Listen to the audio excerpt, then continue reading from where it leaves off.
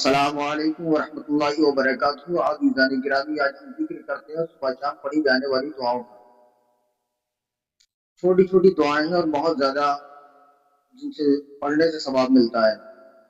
آپ وہ دعائیں سماعت فرما لیں۔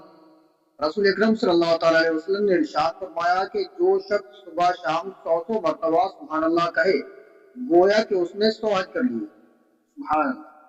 اور جو شخص صبح شام 100 مرتبہ الحمدللہ کہے گویا کہ اس نے خدا کے راستے میں 100 گھوڑوں کی سواری کرائی۔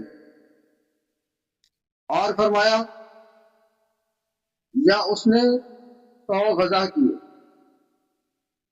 اور اس کے علاوہ فرمایا کہ صبح شام 100 مرتبہ لا الہ الا اللہ کہے تو گویا کہ اس نے ایسا کیا جیسے کہ حضرت اسماعیل علیہ السلام کے خاندان سے 100 غلاموں کو آزاد کرایا، سبحان اللہ۔ اور صبح شام 100 مرتبہ اللہ اکبر اگر کہے تو اس سے بہتر کوئی عمل ہی نہیں۔ گویا کہ یہ کلمہ یا اس سے شاید اس سے بہتر کوئی کلمہ اگر کہتا ہے تو میرے عزیزوں، یہ چھوٹی چھوٹی دعائیں ہیں، ان کو اگر ہم صحیح طریقے سے یاد کر لیں تو 1 سے 2 منٹ میں یہ ساری دعائیں ہم یاد کر لیں گے۔ ایک ایک لفظ ان کو اپنے عمل میں لائیں، ان کو یاد کر لیں اور ان سے فائدہ اٹھائیں۔